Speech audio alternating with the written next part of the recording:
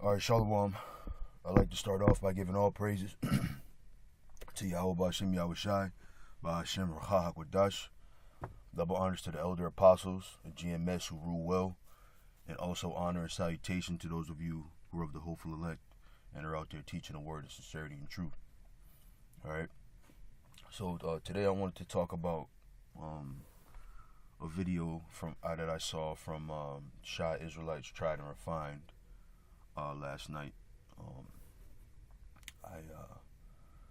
I was watching another video, and this video was in the related videos. It said the Lord Yahushai's coming was a fulfillment of the first coming was a fulfillment of Isaiah 11, I think it was.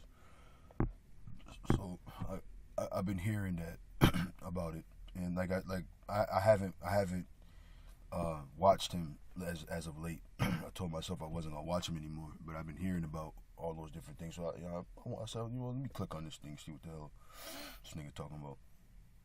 So I clicked on it, and for like the first, I don't know how much I watched of it. For like the first 5 minutes, he was talking about just it was almost like what it put me in the mind of, and I was thinking of this through the night. What it put me in the mind of was Cameron and Jim Jones. Every once in a while I'll watch Breakfast Club interviews and shit, and these guys supposedly came up together. They grew up in the same area, grew up in the same neighborhood, and they became friends. They became business partners, and these guys every couple of years come out and talk bad about each other. 1 minute they're friends, 1 minute they're talking bad about each other. Then they go back to being friends. Then they go back to talking bad about each other. And it's and those guys, those guys think that because they're rough with their speech, and they mean mugging, and they nigga fuck nigga, I don't give a fuck nigga, blah blah blah blah nigga, that they're acting like men. They think that because their speech is aggressive, that they're being men, and that can be anything further from the truth.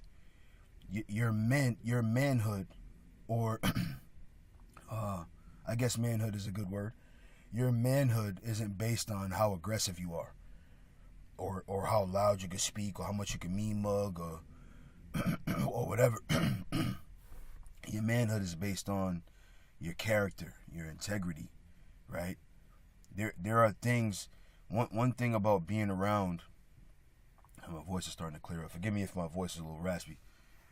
But when you're, I forget what I was gonna fucking say. Salakia. When you're around men, right? When you're building a rapport with one another, when you have these camps, or when you build these relationships within the truth, you're gonna find things out about people that they necessarily don't want nobody to know, or it might be something that person don't even know that they do, and it's something that is a habit of theirs that rubs people the wrong way, and you knowing that about them, you don't have to go out and tell the whole world. You don't have to go tell the whole world that you saw this in this brother, or it was a conversation y'all had, and now it wasn't even necessarily a wicked conversation. It was just a conversation that y'all had. You don't have to go tell the whole world that you had this conversation just to be right. And that's what I saw, man, when I was watching this video. There's a lot of strife in that man. I told myself I'm not gonna watch that anymore, and I need to stick to that. I don't want any bad vibes entering into my mind, whether it's someone from someone I love or not. I don't want any bad vibes entering into my head, and it's because like I used to watch a lot, and it's my guilty pleasure. I used to watch those Basketball Wives and Love and Hip Hop, and I used to watch all of that, and mainly I would watch it because I like to complain about it and say, see, this is why You need a man in the house. See this right here. This is why you need guidance from the Lord. Yahweh Shem Yahushua. This is what happens when the scriptures are removed from our nation, and that's basically why I used to watch it, so I could really show my lady, all right, this is wicked, and here's the right way you should handle a situation like this.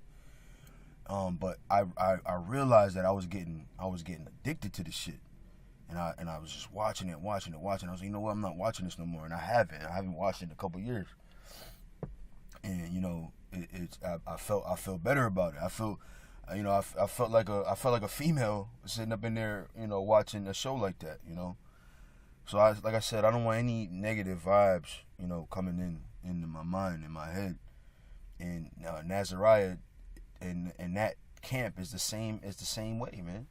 It's the same way. It's they talk about the same things, they do the same things, and it's all strife, man. It's all strife. You know, didn't you say that when me and you was on the phone? And the only thing different, you know how the nigga woman, you know, this comedian, I think his name is Lil Rel, he does it.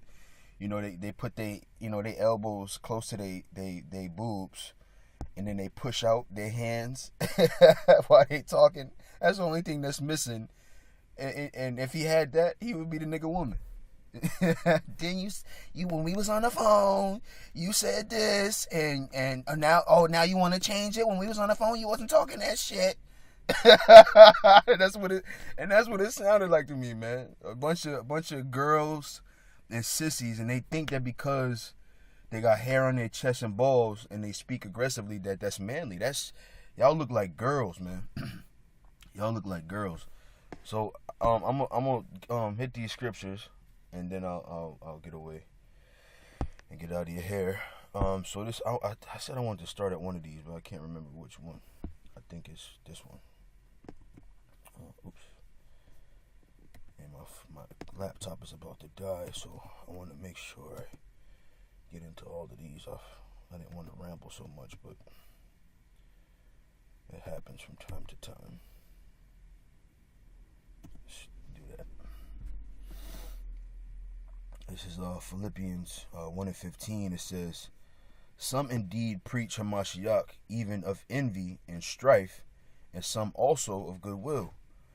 The one preach Hamashiach of contention, not sincerely, supposing to add affliction to my bonds." You see that, right? And this is these guys. Let's have a debate, and so you can see what real scholarship is. You know, like who cares how scholarly you are? Who gives a shit? What's that scripture? Now that I'm thinking about it.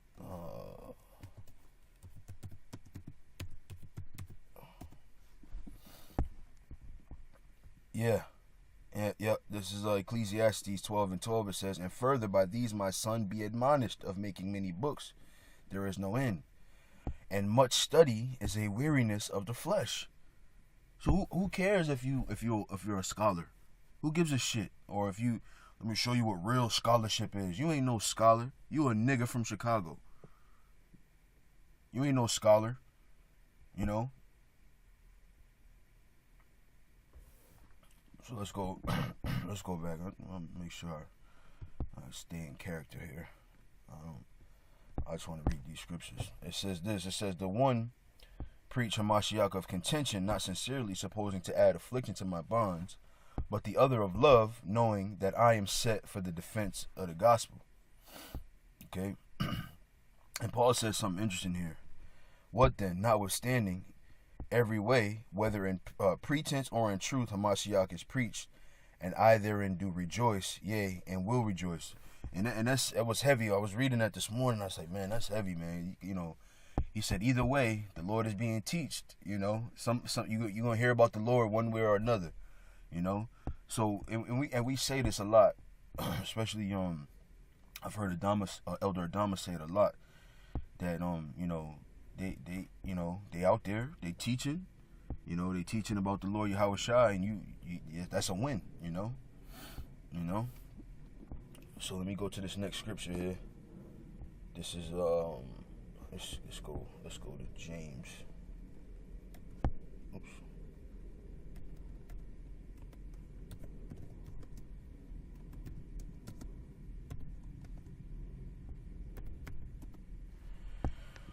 James 3:13, it says, "Who is a wise man and endued with knowledge among you? Let him show out of a good conversation his works with meekness of wisdom," right? And you see, Elder Apostle Gabar just did a beautiful show, man. Beautiful show about on a strophe, right? Matter of fact, I bet you if you go to this word conversation, that's gonna be the word. I bet that. Let's see. Let's see here. Yep. See, on a strophe, and the Elder Apostle just did a beautiful show on that, being of little words, man. Being of little words, and that's why I said I try not to ramble. It's just hard for me to do. I'm working towards it. But when you're speaking, right, the less words you use, like the Elder Apostle said, the less chance you have of saying something stupid, right? So that's what good conversation is: a man of little words, and words that edify. There's no edification in you. Wasn't we on the phone? Didn't we have this conversation? You said this? That's not edifying. As a matter of fact, it's the opposite of edifying. It's destructive. What can someone learn about that? Only thing I learned from it is I better not have no conversation with this guy, because he's going to tell. That's the only thing that I learned. I didn't learn anything about the scriptures. So it says this. Is there any more that I want to go through here? Yeah. But if ye have bitter envying and strife in your hearts, glory not and lie not against the truth. This wisdom descendeth not from above, but is earthly, sensual, and devilish. Right. All that. I'm more right than you, and who gives a shit, Who gives a shit? I said this some time ago, and I'm gonna say it again. The Lord said He wrote in the scriptures that His sheep will hear His voice and will follow Him, right? So y'all teach whatever it is you teach, and we'll teach whatever it is we teach and what we believe in, and let the Lord guide whoever He wants over there, and let the Lord guide whoever He wants over here, and that'll be the end of it, Because one thing you notice the difference, right? The difference is we at GMS, from the Elder Apostles on down, set a precedence. I don't want nobody cheerleading on my channel. I want you to or sending me an article. Do a show. Do a show on it. Don't send it to me. Now I'm gonna do a show when I see it, but don't send it to me. You do it. So we set that precedent. But if you look over there, ain't nobody going out and teaching from listening to you. Yeah, that's right, Ox. That's right, Ox. Y'all get at them fools. And that's it. There's no pressure on them to teach. They don't have to feel like I better do the work or else I'm not gonna get out of here. So they're not learning nothing over there. So the evidence speaks for itself.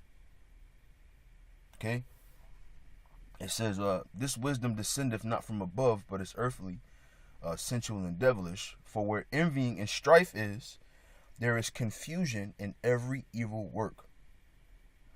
But the wisdom that is from above is first pure, then peaceable, gentle, and easy to be entreated, full of mercy and good fruits, without partiality, and without hypocrisy. See that? And the fruit of righteousness is sown in peace of them that make peace. All right. Let me read this last one. Excuse me.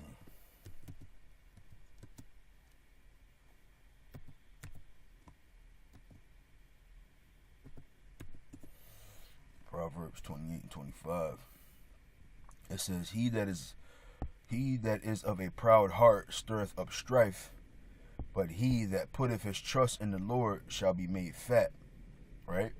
And that's what they have, man. A bunch of pride, and it's gonna lead them to destruction. You're gonna see.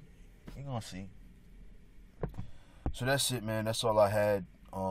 again, I tried to keep it short. Hopefully it was edifying. And again, as we always end with, I like to give all praises to Yahweh Ba'Shem Yahweh Shai, Ba'Shem Rakah HaKodash.